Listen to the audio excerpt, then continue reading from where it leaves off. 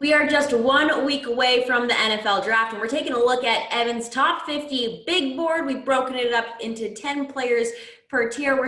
We are now on to our third tier. We did videos for the first two. We're on to picks 21 through 30. So Evan, start us off with an offensive player that might be found in those numbers.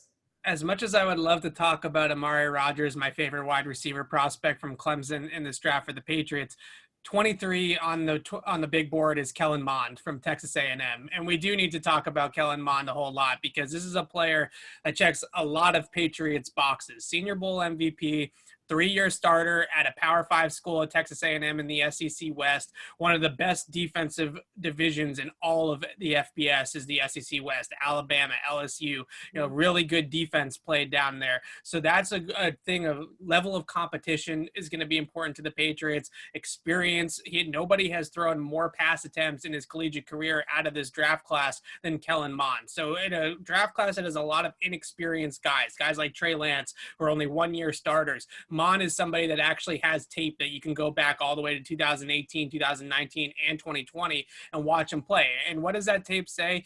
There are some limitations to his game in terms of downfield wow plays. He's not a flashy quarterback. He's somebody that gets the ball out, kind of is accurate within 20 yards, but doesn't make those big-time splash throws that we see on highlight reels a lot of the time. And that's why people are a little bit lukewarm on Kellen Mond, is because when you watch a prospect, you want it to be like Lance or Justin Fields, where he's just lighting up the scoreboard and you have all these great downfield throws that you can sink your teeth into.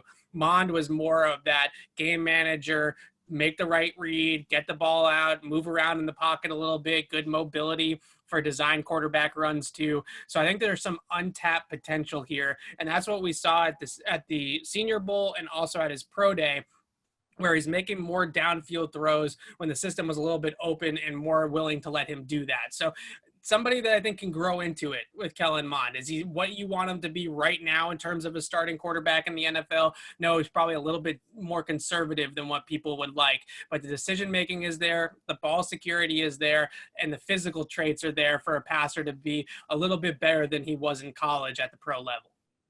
All right, how about a defensive player?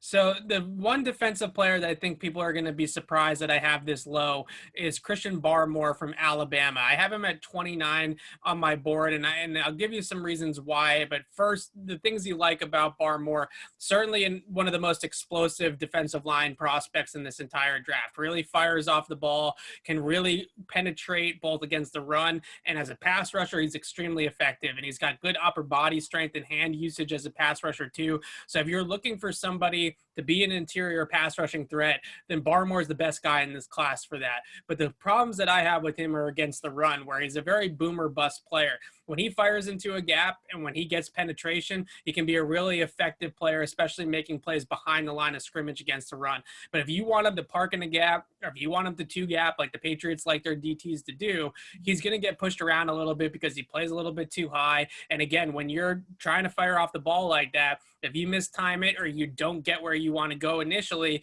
you get moved backwards most of the time. So if the Patriots are looking for somebody that's going to be a 3-down player for them on the defensive line, I don't think it's Barmore. I think he's more of a specialized role, similar to how they used Adam Butler. Now, is that a good pick on day 2 of the draft? A guy that can play 40% of the snaps, let's say, and really add some pass rush value? Absolutely. Is that the right pick at 15 when you're going to be in a specialized role like that? You probably want somebody that's going to be a little bit more of a well-rounded player for you. So that's why I have Barmore a little bit lower. I like the talent, but I think that he's a little bit more flash right now than actually a consistent down-to-down player. All right, so there you have it, 2 guys to look at in the 21 through 30 range. And remember, you can see Evan's full list on our website, clnsmedia.com.